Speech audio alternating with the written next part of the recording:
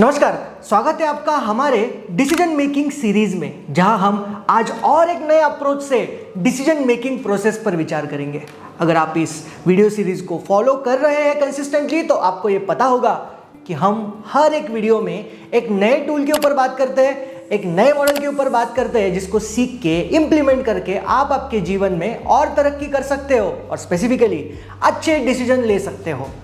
आज का वीडियो का टॉपिक है, क्या हम सही गोल का पीछा कर रहे हैं? Are we chasing the right goal? Are we pursuing the right goal? हम पिछले कितने सालों से गोल सेटिंग के वीडियोस देखते आ रहे हैं, वो मोटिवेशनल वीडियोस देखते आ रहे हैं जहां पर वो स्पीकर गोल सेटिंग करने की बात करता है, और हम ये भी समझ चुके हैं इतने वीडियोस के बाद कि गोल सेटिंग कितनी इंपॉर्टेंट चीज़ है लाइफ में आगे बढ़ने के लिए, सक्सेसफुल होने के लिए। और हम में से बहुत सारे लोगों ने गोल को सेट किया भी होगा, और मैं आशा करता हूँ कि आप उसके पीछे दिन रात दिलो जान से लगे भी रहे होंगे। लेकिन सवाल है, क्या आप सही दिशा में जा रहे हैं? क्या वो गोल आपने सही मेथड से सेट किए हैं? क्योंकि हमने आधे अधूरे गोल सेटिंग के वीडियोस देखे हैं दोस्तों, and half knowledge is always dangerous. तो मेरा सवाल है, क्या आप फाइनल गोल्स और परफॉर्मेंस गोल के बीच का अंतर समझते हो? तो ये सारे सवाल बहुत ज़्यादा इंपॉर्टेंट है और इसीलिए आज का वीडियो मैंने चुना है। आज हम इसी के ऊपर बात करेंगे। आपने जो गोल सेट किया है उसको थोड़ा सा एक मॉडल से लगा के देखेंगे, इस विषय पर बात करेंगे और देखेंगे कि हमने जो गोल सेट किया है वो सही गोल सेट किया है, स्ट्रैटेजिकली बराबर किया है या गलत किया है। तो आज जो हमने मॉडल चूज किया है वो जॉन व्हाइटमोर का एक फेमस मॉडल है, उसकी मदद से देखती है। तो चलिए सबसे पहले शुरू करते हैं।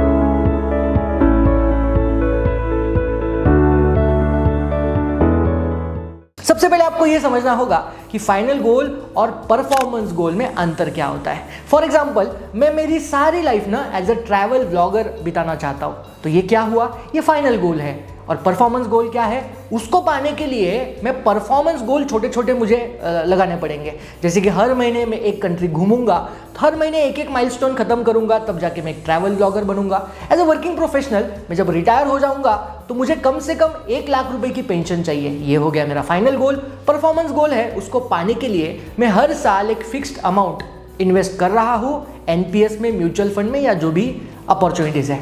अब आपने जो गोल सेट किए हैं उसको अगर आप टेस्ट करना चाहते हो कि वो सही किए हैं आपने, तो इस मॉडल का यूज करके आप उसको कर सकते हो। My dear friends, John Whitmore ने एक बहुत ही सुंदर मॉडल डेवलप किया है जिसमें हम हमारे गोल्स को बिठा सकते हैं और उसको लगा के दे सकते हैं, और ये भी देख सकते हैं कि फाइनल गोल, परफॉर्मेंस गोल, उसमें डिफरेंस क्या है और क्या हम सही दिशा में जा रहे हैं। जब हम अपने गोल को सेट करते हैं तो हमें चेक करना चाहिए कि क्या ये 14 रिक्वायरमेंट्स के अनुसार है। जॉन व्हाइटमोर का इस मॉडल यही कहता है कि ये 14 रिक्वायरमेंट्स में आप इसको लगा के देखिए, और बहुत सिंपल है। क्या ये स्पेसिफिक है, प्योर है और क्लियर है क्या? उदाहरण के तौर पे मान लीजिए, आज का एग्जांपल लेते हैं कि आप एक आईटी प्रोफेशनल है और आपका गोल है कि अपने करंट पोजीशन से सीनियर पोजीशन तक आपको पहुंचना है 2 साल के अंदर। तो चलिए इस एग्जाम्पल को 14 रिक्वायरमेंट्स में लगा के देखते हैं और चेक करते हैं कि ये गोल हमने सही चूज किया है या नहीं है। तो सबसे पहला फैक्टर है, क्या ये स्पेसिफिक है? क्या आपका गोल स्पेसिफिक है दोस्तों? मतलब क्या वो स्पष्ट रूप से डिफाइंड है?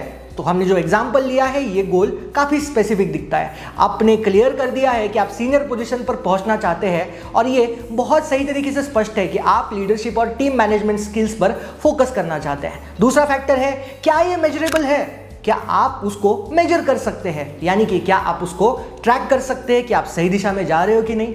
तो मुझे लगता है हमने जो गोल सेट किया है उसको डेफिनेटली मेजर किया जा सकता है। हर एक क्वार्टर में आप अपने प्रोग्रेस को चेक कर सकते हैं कि कैसे आप अपने स्किल सेट्स को इंप्रूव कर रहे हैं या नहीं कर रहे हैं। क्या आपको टीम प्रोजेक्ट्स के लिए, लीडरशिप के लिए उपयुक्त माना जा रहा है आपके कंपनी में कि नहीं माना जा रहा है? क्या आपके सुपरवाइजर्स आपकी प्रोग्रेस से खुश है? तो इसको हम सही तरीके से कुछ फैक्टर से मेजर कर सकते हैं, तो ये मेजरेबल भी है। तीसरा फैक्टर जो है, क्या ये अटेनेबल है? क्या आपका गोल अटेनेबल है? बहुत बार हवाई फायर करते, बड़ी बड़ी बातें करते हैं, क्या ये अटेनेबल है? क्या वो आपके बस की बात है? ये गोल अटेनेबल है जो हमने एग्जाम्पल के तौर पे लिया है।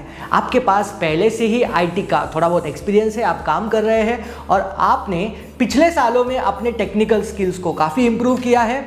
अब आपको सिर्फ अपने लीडरशिप पे और मैनेजमेंट स्किल पे थोड़ा बहुत फोकस करना है, कंफर्ट जोन से बाहर निकलना है, जो ट्रेनिंग से, प्रैक्टिकल एक्सपीरियंस से आप पा सकते हो, तो अटेनेबल है 2 साल में आज के पोजीशन से सीनियर पोजीशन तक पहुंचना। नंबर चौथा रिक्वायरमेंट, क्या ये रियलिस्टिक है? क्या वो रियलिस्टिक है आपने जो डिसाइड किया है? क्या आपके पास उसको पूरा करने के लिए ज़रूरी रिसोर्सेज भी है, एबिलिटीज़ भी है? क्योंकि एबिलिटीज़ नहीं है, रिसोर्सेज नहीं है और फिर हम हवाई फायर कर रहे हैं तो ये रियलिस्टिक भी नहीं होता है। अब हमने जो एग्जांपल लिया है, एग्जांपल के तौर पे ये गोल ना रियलिस्टिक लगता है। देखिए 2 साल में वहाँ तक पहुँचना रियलिस्टिक है। आपने 2 साल का वक्त आपको दिया है जो कि एक रीजनेबल टाइम फ्रेम है सीनियर पोजीशन तक पहुंचने के लिए, लेकिन उसके लिए आपको कंसिस्टेंटली अपने स्किल्स को इंप्रूव करना होगा, हार्डवर्क करते रहना होगा, तो ये रियलिस्टिक भी है। उसके बाद हमारा फैक्टर आता है नंबर 5, क्या ये टाइम फेज्ड है? क्या आपने उसके लिए एक टाइम फ्रेम सेट किया है? आपने डिसाइड कर लिया है डेफिनेटली कि 2 साल में मुझे अचीव करना है, सीनियर पोजीशन में 2 साल तक पहुंचना है। देखिए वो गोल नहीं होते, वो ड्रीम होते हैं। एक दिन में आदमी बहुत बड़ा आदमी बनूंगा, ये करूंगा वो करूंगा। हमारे आज के एग्जाम्पल में हमने सेट किया है कि 2 साल में मुझे ये करना है, तो ये क्लियर टाइम फ्रेम को रिप्रेजेंट करता है, जिससे आप स्मॉलर माइलस्टोन्स को ले सकते हो, परफॉर्मेंस गोल्स को ले सकते हो और उसको अचीव कर सकते हो। जैसे कि लीडरशिप के कोई ट्रेनिंग प्रोग्राम्स कर सकते हो, छोटे छोटे मिनी प्रोजेक्ट्स कर सकते हो, छोटे छोटे टीम को लीड करके मैनेजमेंट के सामने ये दिखा सकते हो कि हाँ यार मैं भी लीडरशिप के लिए बनाऊँ, तो ये वाला फैक्टर भी यहाँ पर लागू होता है। उसके बाद हमारा 6th पॉइंट आता है, 6th फैक्टर रिक्वायरमेंट आती है, क्या ये पॉजिटिवली स्टेटेड है? देखिए दोस्तों, क्या आपका गोल पॉजिटिवली फॉर्मुलेटेड है? मतलब आपका गोल पॉजिटिव है कि नहीं है? देखिए आप सीनियर पोजीशन तक पहुंचना चाहते हैं, आज आप जूनियर पोजीशन पर है, तो मुझे लगता है ये पॉजिटिव है। कुछ लोग रोते रहते हैं कि ये जॉब अच्छा नहीं है, वो जॉब अच्छा नहीं है, और फिर वो रोना धोना नेगेटिव थोड़ा सा स्टेटमेंट हो जाते हैं। यहाँ पर हमारा जो गोल है बहुत सिंपल है, हम हमारे करियर की बात कर रहे हैं। आज मैं इस मुकाम पर हूँ, इस मुकाम तक जाना चाहता हूँ और विद क्लियर माइंडसेट पॉजिटिविटी के साथ जाना चाहता हूँ, मेहनत करके जाना चाहता हूँ, कोई पार्शियलिटी करके नहीं जाना चाहता हूँ, तो ये भी मेरा फैक्टर टिक मार्क हो जाता है। उसके बाद हमारा नेक्स्ट फैक्टर आता है अंडरस्टूड।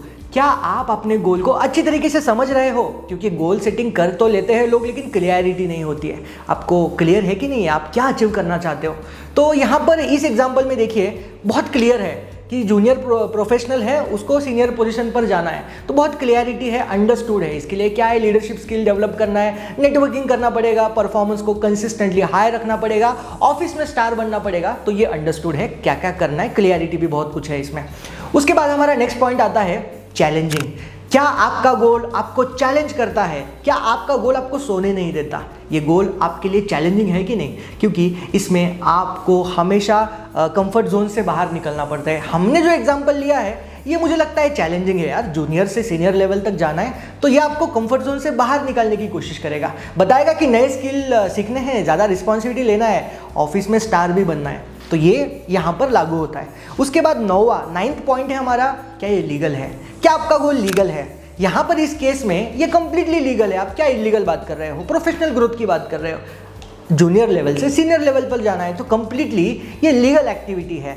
देखिए ये जो रिक्वायरमेंट्स मैं आपको बता रहा हूँ ना, ये आप कोई भी गोल पर लगा के दे सकते हो। ये 14 रिक्वायरमेंट्स आपने लगा लिए ना, तो आपने सही तरीके से, आपने सही मेथड से गोल सेट किया है। फिर बात आती है 10th पॉइंट की। 10th पॉइंट है एनवायरमेंटली साउंड है कि नहीं। क्या आपका गोल एनवायरमेंटल फ्रेंडली है? ये भी आपको बहुत बार पूछना पड़ेगा। तो मेरे हिसाब से अभी देखिए, आप जूनियर लेवल से सीनियर लेवल पर इस एग्जांपल में जाओगे तो एनवायरनमेंट को तो हम कोई घात नहीं कर रहे हैं, हमारे करियर की बात कर रहे हैं, तो डेफिनेटली ये एनवायरमेंटल साउंड है, एनवायरनमेंट को कोई इससे घात नहीं है, तो ये भी हमारा रिक्वायरमेंट फुलफिल हो जाता है। उसके बाद 11 पॉइंट आता है, क्या ये रिलीवेंट है? क्या आपका गोल आपको लॉन्ग टर्म ऑब्जेक्टिव्स से मैच करता है? ये गोल रिलेवेंट है मेरे हिसाब से, क्योंकि आपका एम है प्रोफेशनल लाइफ में प्रोग्रेस करते रहना, ग्रो करते रहना, तो ये गोल डायरेक्टली आपके करियर से कनेक्टेड है, तो ये रिलेवेंट भी है, कोई मतलब ऐसा इररिलेवेंट बात आप नहीं कर रहे हो। नंबर 12 पॉइंट आता है, क्या ये इथिकल है? आपका गोल इथिकल है कि नहीं, हमेशा आपने ये पूछना चाहिए। यहाँ पर ये गोल इथिकल है, कंप्लीटली इथिकल है। देखिए आप प्रमोशन की बात कर रहे हो तो आप कोई डिसऑनेस्टी की बात नहीं कर रहे हो, आप लीडरशिप सीखने की बात कर रहे हो, आप मेहनत करने की बात कर रहे हो, ऑफिस में स्टार बनने की बात कर रहे हो, तो कंप्लीटली इथिकल है, नो डाउट अबाउट इट। उसके बाद हमारा 13वां पॉइंट आता है 13 पॉइंट, अग्रीड। क्या आपने अपने गोल को एक्सेप्ट किया है? खुद पहले एक्सेप्ट करना पड़ेगा ना, खुद एक्सेप्टेंस करोगे तब जाके फिर वो भावना आएगी ना अग्रीड वाली। आप अपने इस गोल को पूरी तरीके से अग्री किया है। हम आज का जो एग्जांपल हमने लिया है, आपको पता है कि आप क्या चाहते हैं और उसके लिए आप कमिटेड भी है, तो अग्रीड ये वाला भी पॉइंट टिक मार्क हो जाता है। और फाइनली 14th रिक्वायरमेंट होती है गोल सेटिंग में कि क्या ये रिकॉर्डेड है।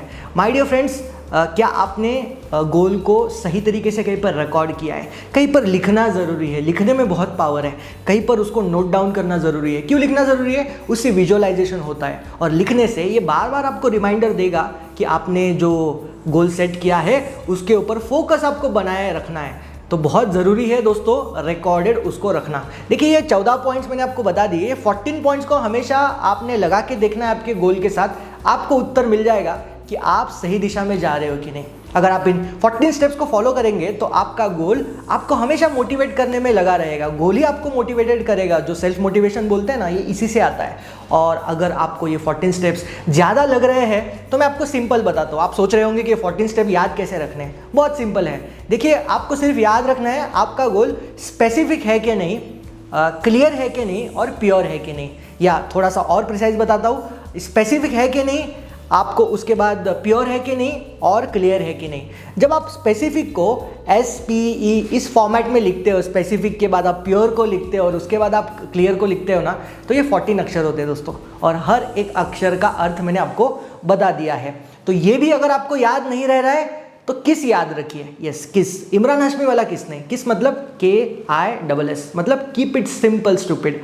हमेशा सिंपल रखिए अपने गोल्स को। मिलते हैं नेक्स्ट वीडियो में, तब तक के लिए I am signing off. Thank you.